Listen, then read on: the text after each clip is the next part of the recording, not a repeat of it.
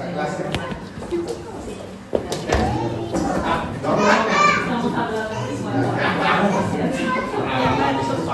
Me lo como.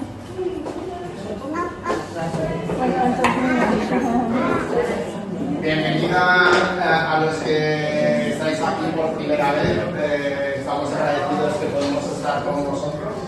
Y para los demás me alegro de ver vuestras caritas, las que no han venido hace tiempo. Y las que vienen a menudo, las que están visitando. Me encanta verlos a todos. Bueno, empezamos una nueva serie, ¿vale? Pero antes de entrar en eso quería compartiros una pequeña anécdota que ilustra un poco el punto.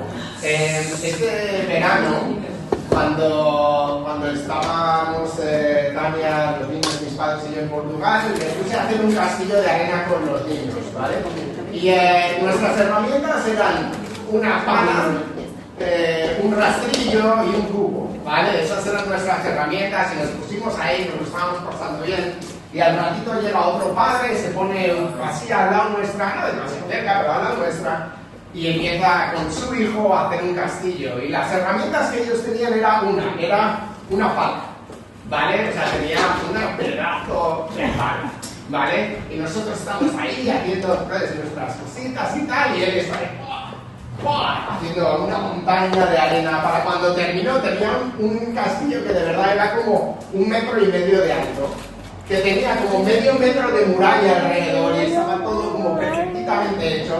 El pobre niño había desaparecido después de un par de minutos porque se dio cuenta que el padre era el que estaba haciendo el castillo, no él.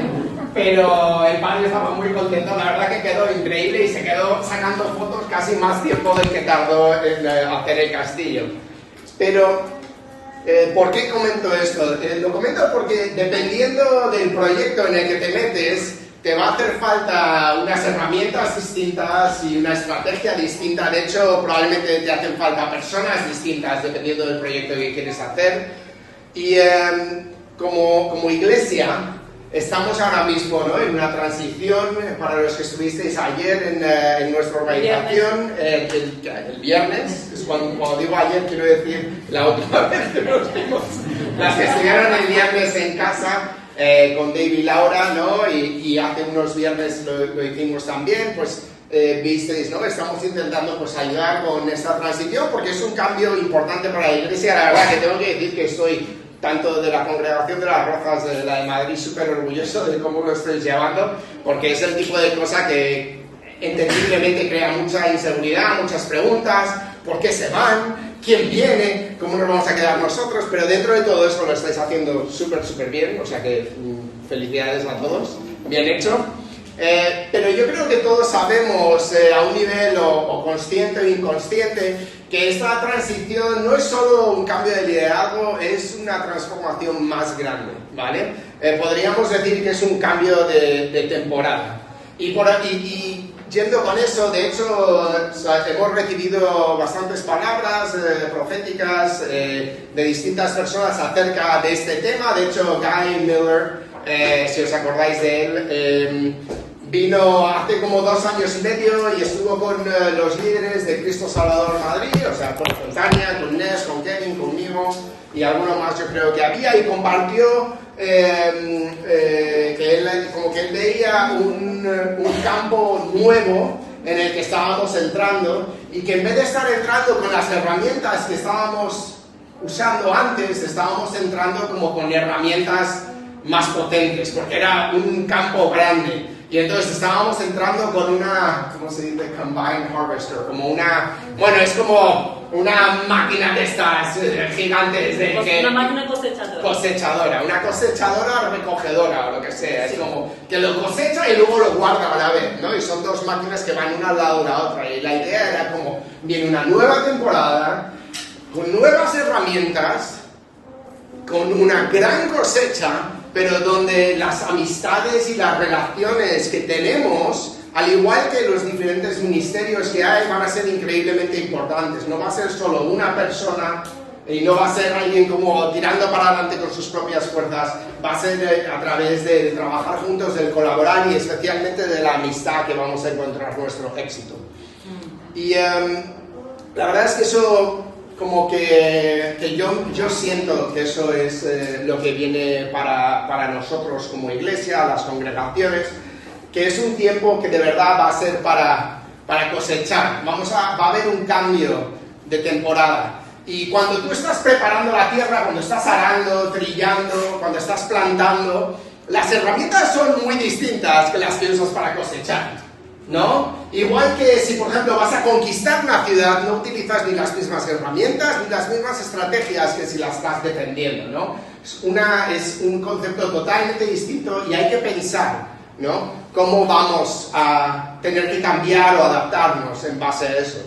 Con eso en mente, ¿no? Os decía, empezamos una nueva serie que vamos a estar estudiando la vida de Josué, que se llama Transición para Transformación. Y vemos en la vida de Josué ocurre una transición importante, ¿no? Está Moisés, que saca al pueblo de Israel de Egipto de esclavitud, les lleva al desierto y pasa 40 años en el desierto con ellos, mientras que el Señor saca a Egipto del pueblo de Israel, ¿no? Primero les saca, no sé si eso ha tenido sentido, les saca de Israel y luego tiene que sacar a Israel de ellos. Y después de 40 años y pico, Josué se vuelve líder de Israel y entonces convierte a esta gente que habían sido nómadas por el desierto en conquistadores, que conquistan a un montón de naciones y conquistan una tierra nueva, se hacen cargo de sus ciudades y es un cambio, una transición, sí, pero también una transformación para todo el pueblo de Israel. Y la verdad, ni Kevin ni yo somos ni Moisés ni Josué, ni queremos serlo. De hecho, el modelo de liderazgo del Nuevo Testamento es muy diferente al del Antiguo Testamento. Cuando Pedro está comparando a Israel con la iglesia, él dice esto en 1 Pedro 2:9. Dice, pero vosotros sois... Espera,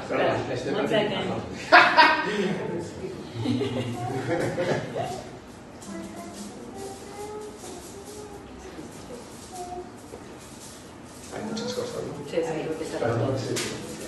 Muy bien, dice, pero vosotros sois linaje escogido, real sacerdocio, nación santa, pueblo adquirido por Dios, para que anunciéis las virtudes de aquel que os llamó de las tinieblas a su luz admirable, ¿vale? Entonces, no somos como el pueblo de Israel, donde hay un líder que va tirando del carro y los demás van a ir un poco. Es diferente, estamos todos capacitados. Es como Moisés en una parte de su ministerio, el Espíritu Santo baja sobre un montón de otros líderes y Josué de hecho se queda un poco celoso y dice, pero bueno Moisés, ¿les vas a dejar que estén profetizando? Y dicen, ojalá que llegase un tiempo donde el Espíritu Santo caiga sobre todos, ¿no? Eso es lo que él desearía.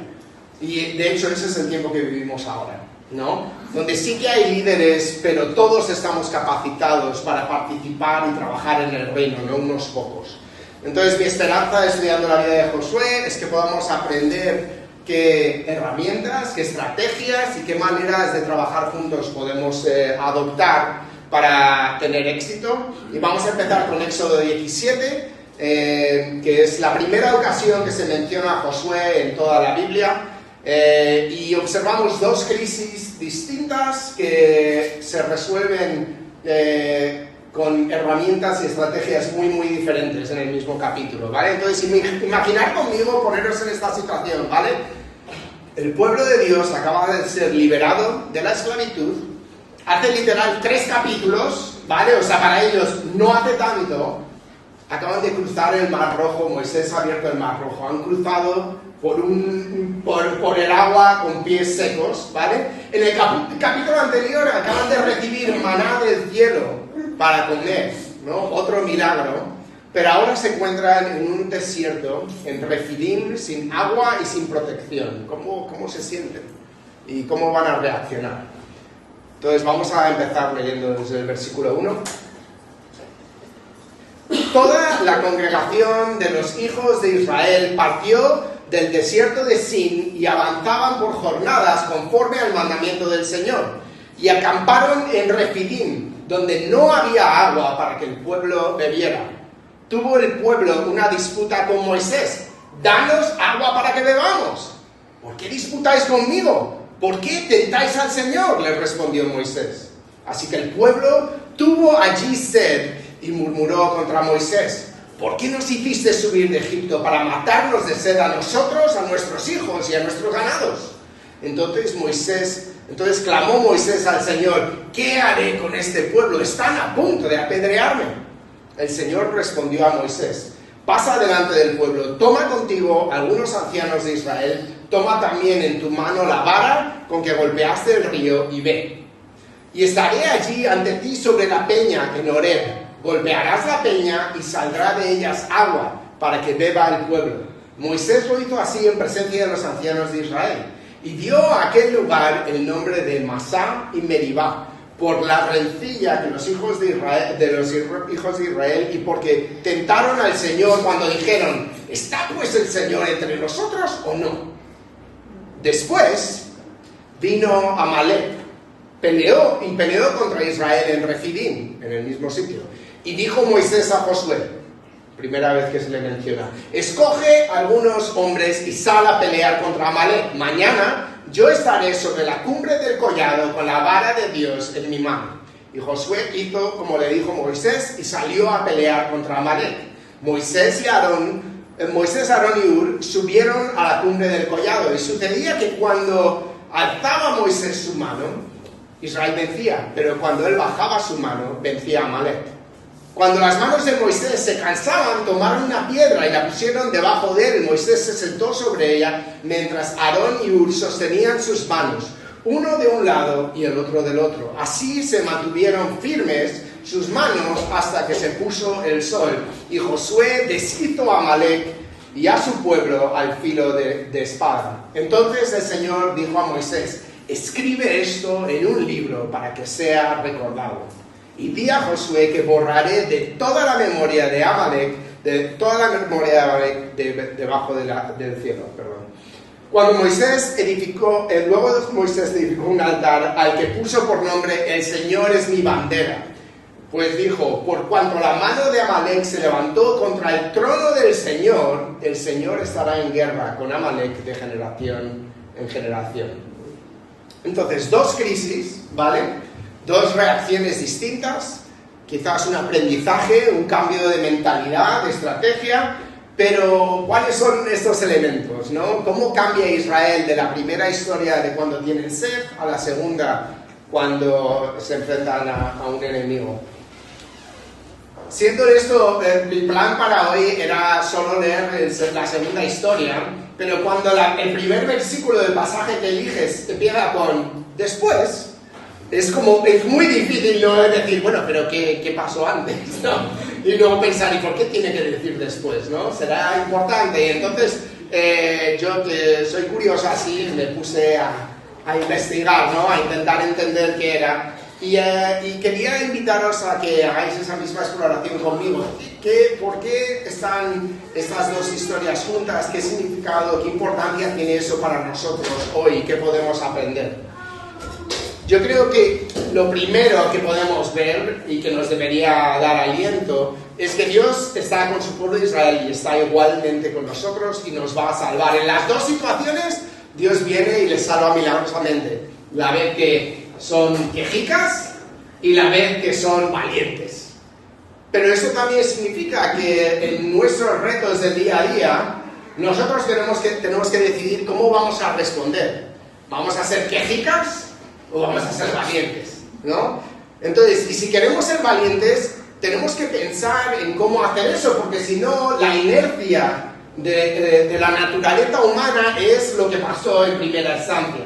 Es que vemos los milagros, vemos las grandes cosas que hace Dios, pero llega el problema y estamos como, ¿qué ha pasado? ¿Por qué? ¿Por qué me pasa esto a mí?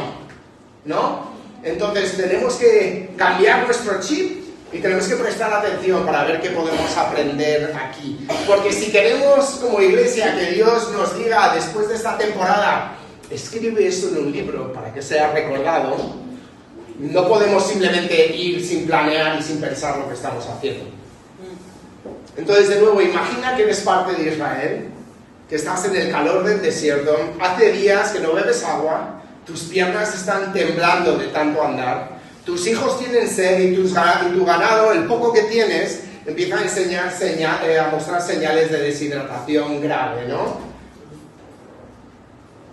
Estás harto de caminar, con ganas de llegar a donde sea que te están llevando, y de repente llegas a un sitio donde no hay agua a la vista por ningún lado. ¿Cómo reaccionarías tú? Lo que vemos aquí es que en el versículo 1 y 2, bueno, especialmente en el 2, cuando llegan ahí y dicen que no tienen nada para beber, el pueblo tuvo una disputa con Moisés. Danos agua para beber, le dicen. O sea, todo el pueblo va directamente a Moisés. No van al Dios que acaba de abrir el mar rojo, que no es que esto, es que fue hace mucho, no, es que hace nada. No van al Dios que ha abierto el mar rojo, ¿no? No van al Dios que acaba de darles hace unos días el maná en el desierto. Van a Moisés, le machacan y al parecer casi le apedrean, ¿no? Ponen toda su esperanza en él. Pero además el texto sugiere que Moisés está prácticamente igualmente superado. ¿Por qué disputáis conmigo? ¿Por qué tentáis al Señor? Y poco después vemos, ¿qué haré con este pueblo? Están a punto de apedrearme.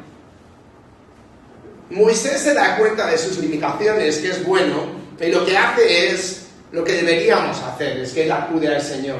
Le dice, ¿qué haré con este pueblo?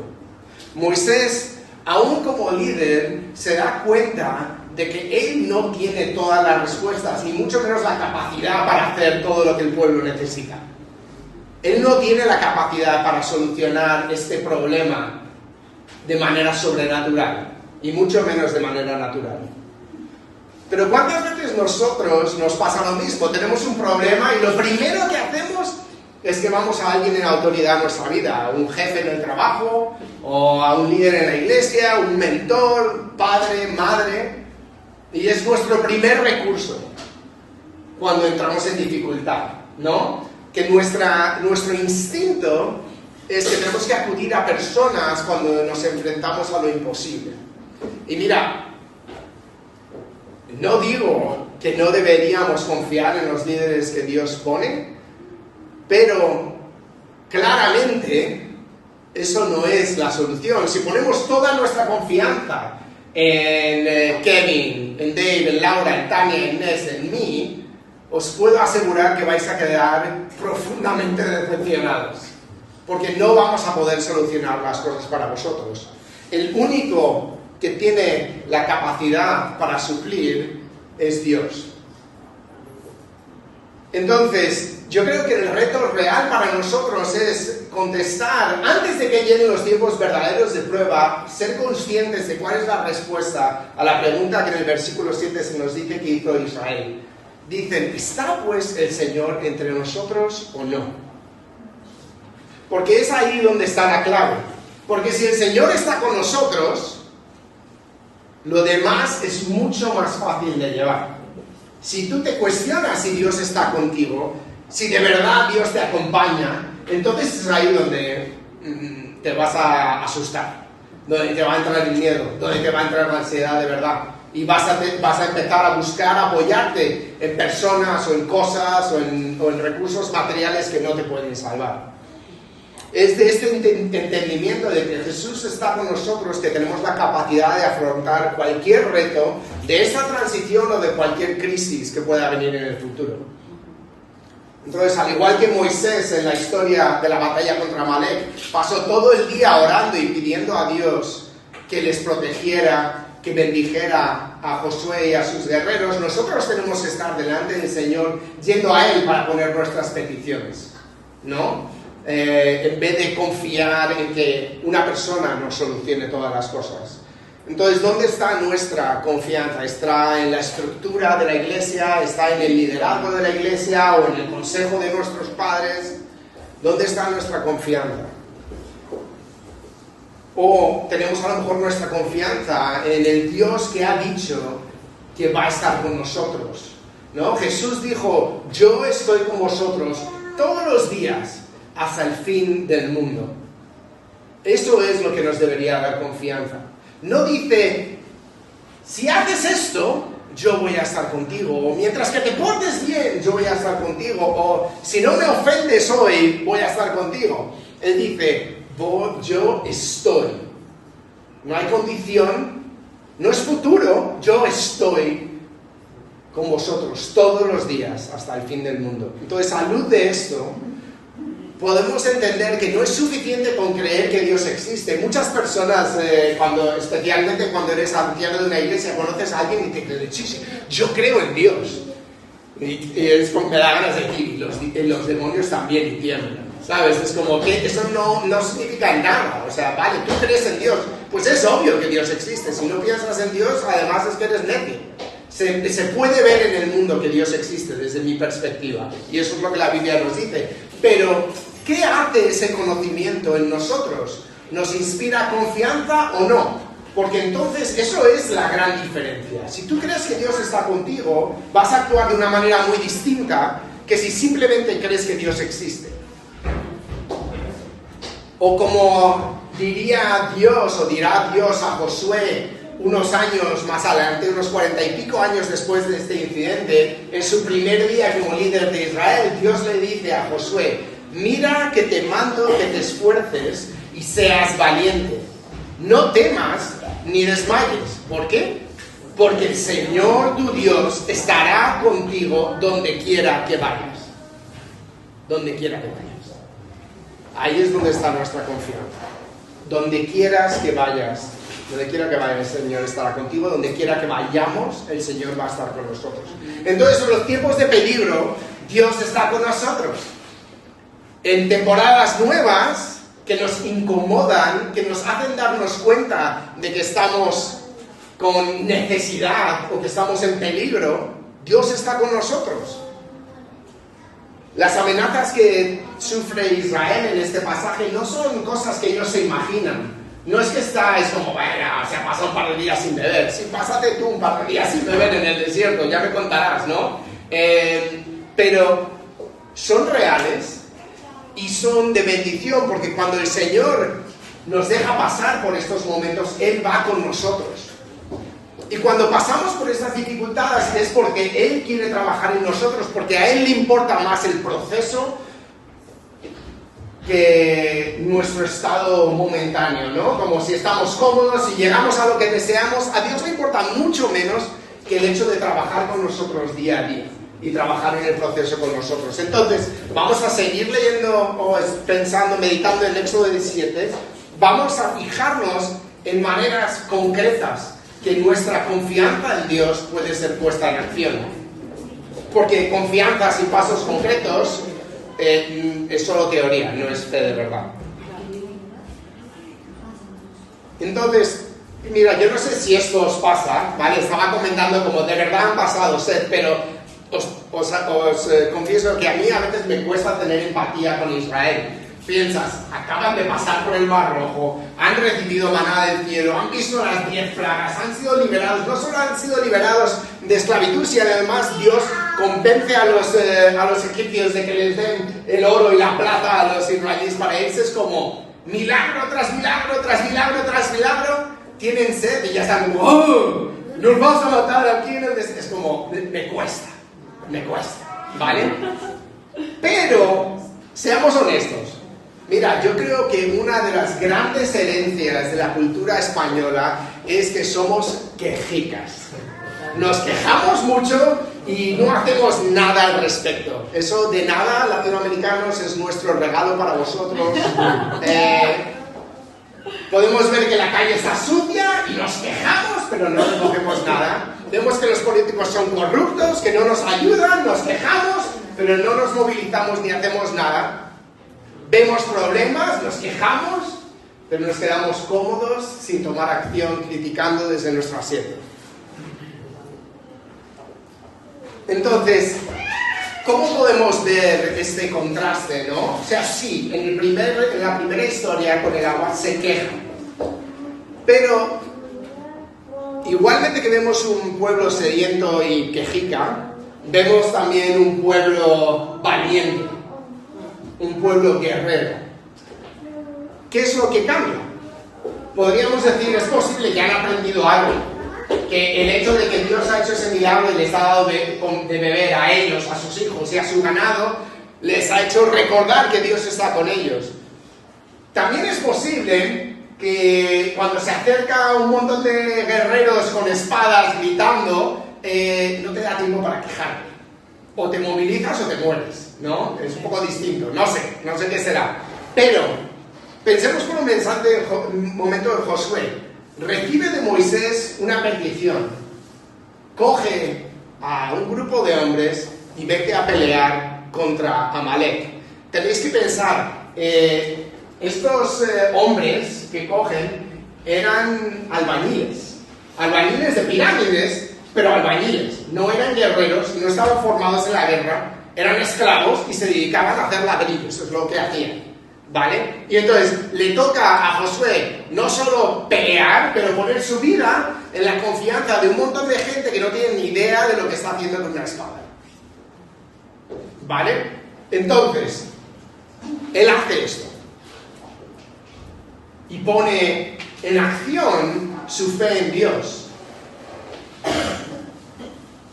Y tomándose en serio el rol que le toca a él. Él podría haber dicho, pero a ver, Moisés, ¿qué pasa? ¿A ti te da miedo? ¿Te da miedo la sangre? ¿No quieres salir tú a pelear? ¿No? Podría haberlo dicho. Sería tonto, porque Moisés, si recordamos, cometió el error de matar antes. No es que tuviera miedo, él tiene un rol diferente, pero Josué entiende que este es su rol y lo hace. Y si miramos también a Aarón y a Hur, ellos suben a la colina, al collado, con Moisés, pero no suben solo para ver qué pasa en la batalla, oye, y pues eso, cotillear y tal. Ellos suben y cuando ven que Moisés baja los brazos y está cansado y ven que empieza a ganar a Amalek, ¿qué podemos hacer? Y se meten y ayudan. Ponen una piedra, le sujetan los brazos para que Moisés pueda seguir haciendo lo que a Moisés se le da mejor. Y que es que no es que Aarón y Hur su trabajo fuese sujetadores de vigas o levantadores de pesas, eran sacerdotes. O sea, un sacerdote sabe orar. Pero aún así entienden cuál es su rol ahí, observan una necesidad y son solidarios tanto con Moisés para que él pueda hacer su rol, como con sus hermanos que están abajo sufriendo cuando Moisés no consigue hacer lo que tiene que hacer. Me pregunto qué habría pasado si Aarón y Hur, en vez de ir, se hubiesen quedado en el tabernáculo barriendo, limpiando las cosas, brillantando los candelabros, ¿no? O si en vez de eso se hubiesen sentado a tomar un té y hablar de, ¿has visto lo viejo que está Moisés? Se cansa con mucha facilidad, ¿no? Es que ¿cómo podemos tener un líder que esté tan estropeado? ¿Cómo nos va a liderar? ¿Qué habría pasado con Israel si ellos hubiesen tenido esa actitud? ¿Qué pasará con nosotros si tenemos esa actitud? Porque nosotros podemos con mucha facilidad, yo creo, poner nuestra confianza en líderes humanos, ver problemas y quejarnos. Quejarnos a su cara, quejarnos a su espalda. Podemos ver, oye, es que no se está haciendo esto es necesario. Y que esas cosas no es que no sean verdad, pero entonces, ¿qué vas a hacer al respecto? ¿Vas a meterte en la brecha y ayudar? ¿O siempre vas a apuntar y vas a decir, ¿quién va a hacer eso?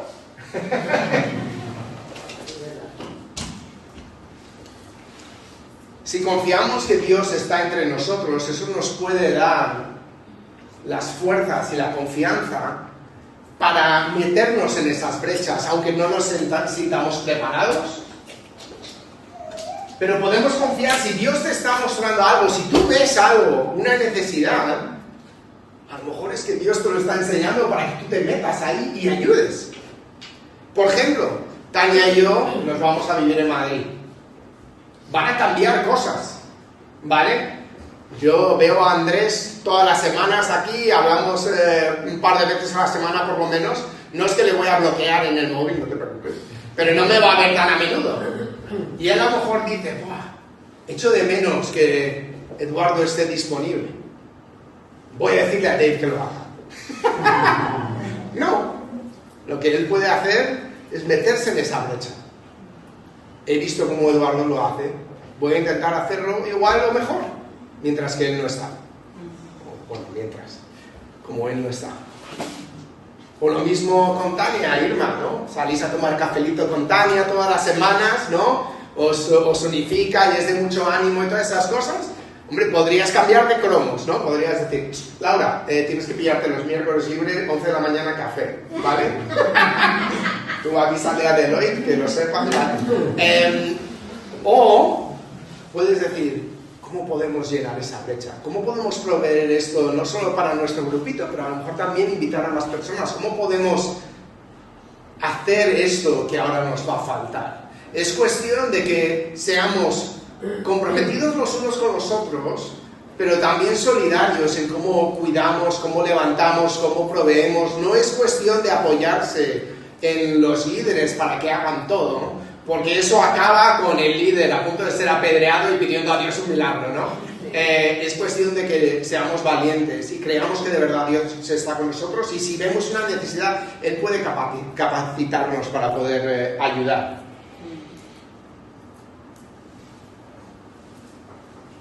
Dios nunca planeó una iglesia donde unas pocas personas hacen todo. No era así. El reino de Dios avanza cuando el pueblo está unido, cada uno se apoya al otro y están trabajando juntos en la misión. La fe es práctica, ¿no? Es práctica, y la ponemos en práctica ¿para qué? Para cambiar familias, para cambiar barrios, para cambiar comunidades. De nuevo, como dijo Pedro, pero vosotros sois linaje escogido, vosotros, cada uno de nosotros, real sacerdocio. Eso es el concepto de eres sacerdote, pero también eres real, como de la realeza. Tienes autoridad y tienes el poder de ayudar a la gente a acercarse a Dios. Somos nación santa, pueblo adquirido por Dios, para que tengamos una vida cómoda, no nos falte de... no, espera, porque será otro. Para que anunciéis las virtudes de aquel que os llamó de las tinieblas a su luz admirable. Porque la misión de la iglesia no es tu comodidad. La misión de la iglesia no es tu felicidad. La misión de la iglesia es preparar sacerdotes que anuncien las buenas nuevas del amor y sacrificio de Cristo, de cómo Jesús puede transformar vidas, darte propósito y darte una esperanza. Así que cada vez que entremos en un periodo de necesidad, cuando tú veas algo, lo que tenemos que pensar es en Josué, en Aarón, en Ur. ¿Cómo podemos actuar? Y de hecho podemos fijarnos en las personas mencionadas en la batalla contra Amalek y ver distintos roles que ellos desempeñan. Primero está Moisés. Lo primero que actúa es que actúa como un hacedor de discípulos. Él identifica a un joven que tiene pinta de estar capacitado y le da un trabajo. Dice, oye, ¿por qué no vas? Elige unos hombres y vete a pelear contra Amalek. Él identifica en él juventud, fuerza, ánimo, capacidad de liderazgo, y le manda a ponerlo en práctica. Josué podría haber dicho que no, y eso a veces pasa.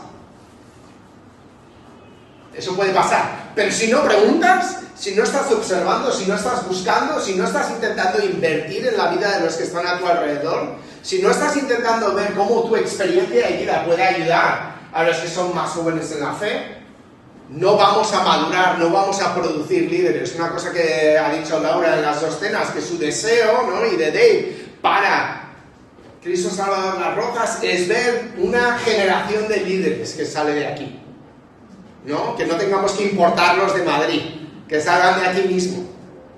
Pero eso va a pasar cuando nosotros invirtamos en los jóvenes que están en nuestro medio. Segundo, Josué y su equipo ejercen de guerreros, ¿no? Como decía, ¿qué le pasa a Moisés? ¿Le da miedo? No, Moisés tiene un rol donde es mucho más efectivo que estando en el campo de la batalla. Como os comentaba, es el cambio de herramientas, ¿no? Moisés, eso es por lo que la ilustración de la serie es el bastón de Moisés y la espada de Josué, ¿vale? Son temporadas distintas y herramientas distintas.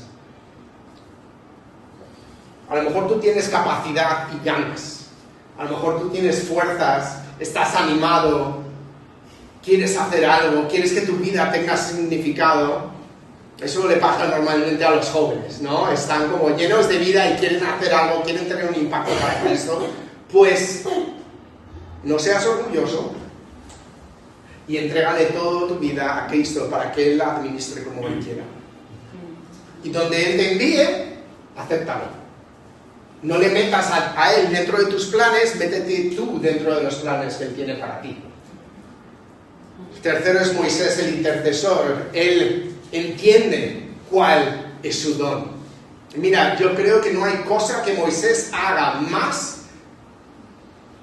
que interceder. A lo mejor andar anduvo mucho, ¿no? Pero interceder era lo que él hizo más.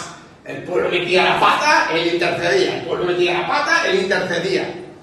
El pueblo estaba en guerra, él intercedía. Era su don.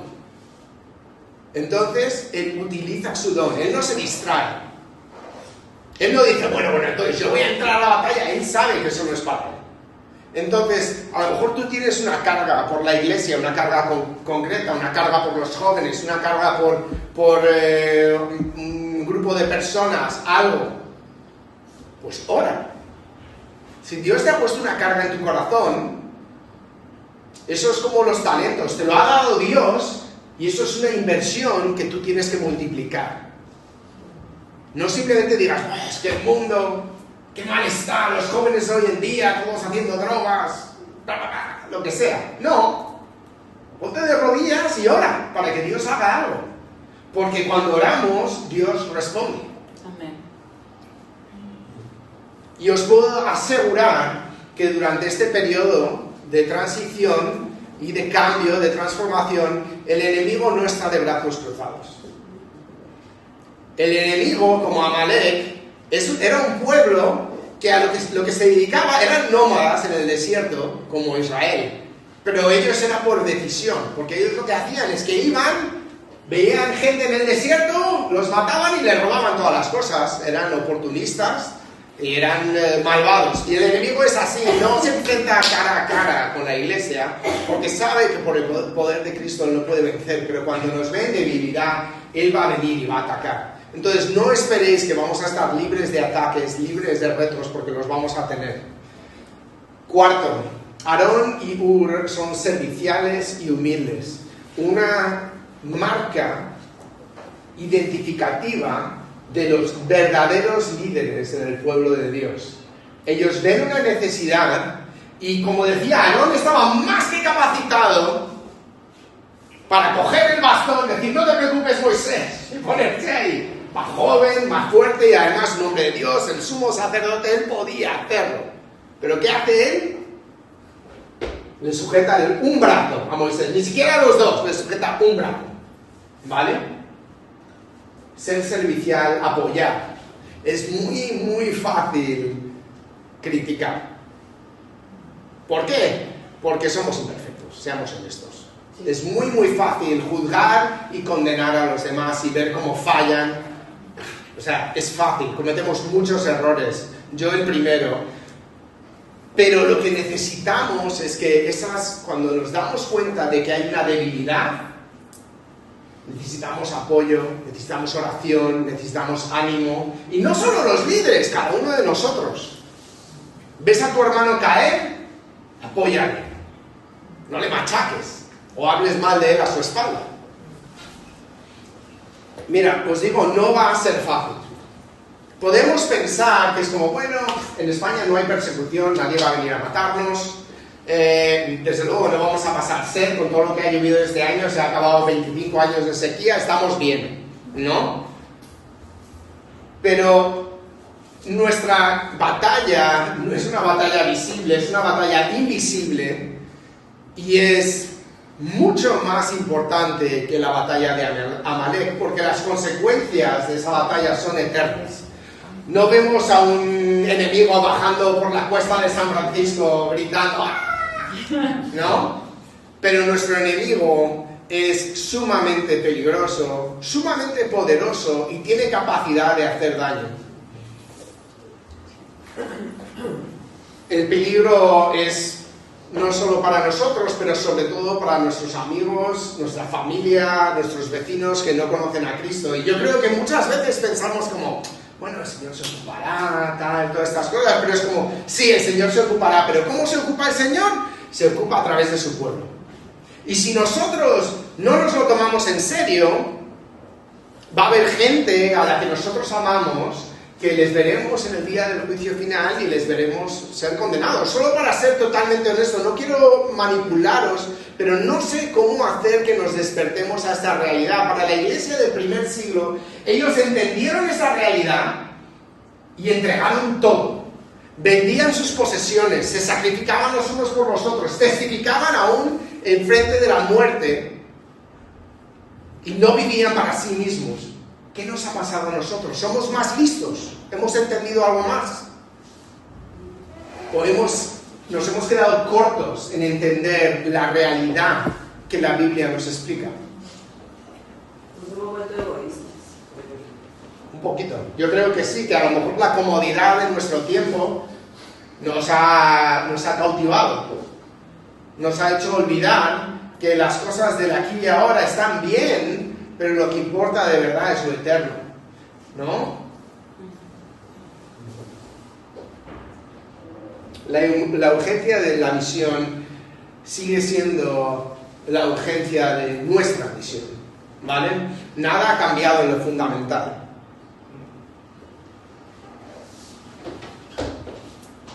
El peligro es existencial, pero Dios está con nosotros.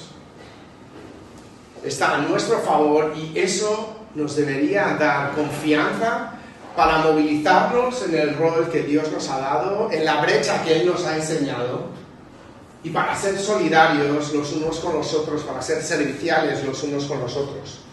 Dios nos está llamando a despertar. De verdad, yo creo que viene una temporada de cosecha y si no estamos listos, segaremos. Y mucha de la cosecha quedará perdida porque no la recogeremos, porque no estaremos listos. ¿Estamos listos para recoger la cosecha? Si no lo estamos, no pasa nada. El Señor es misericordioso. Entrenó a Israel para la batalla en el desierto. Y el Josué que utilizó para esa primera batalla que tuvo Israel fue el Josué que lideró a Israel a la conquista de la tierra prometida. Nuestra promesa es la cosecha que viene, pero tenemos que estar dispuestos a aprender las lecciones para que no echemos a perder nada de las bendiciones que el Señor va derramar. Entonces, ¿qué podemos hacer? ¿Cómo podemos responder?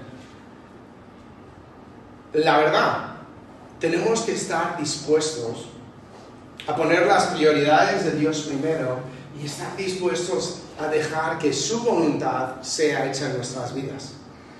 Dejar de preocuparnos de nuestras necesidades y empezar a buscar cómo apoyarnos los unos a los otros. Y si a lo mejor tienes una necesidad, oye, eso pasa, pide ayuda.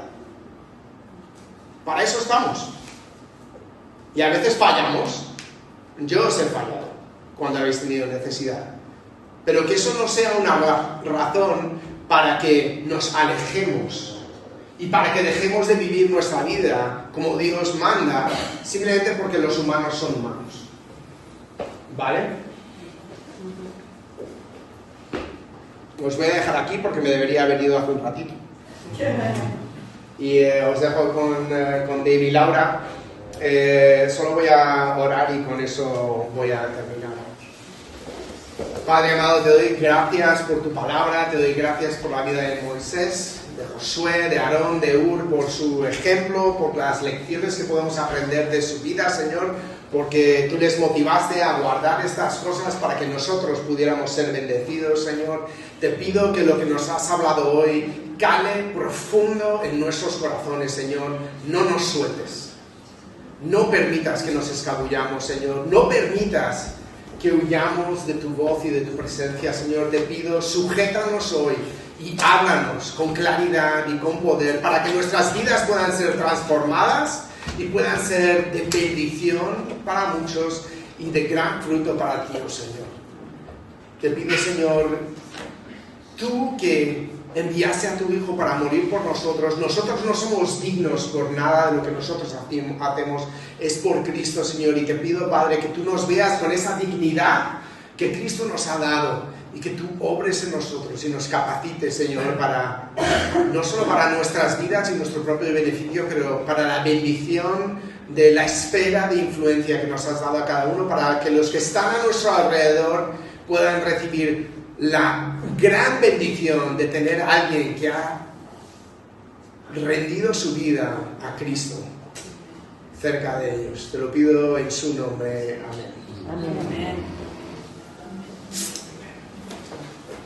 Pues os dejo. Dios te bendiga, que te lleve con bien. Muchas gracias.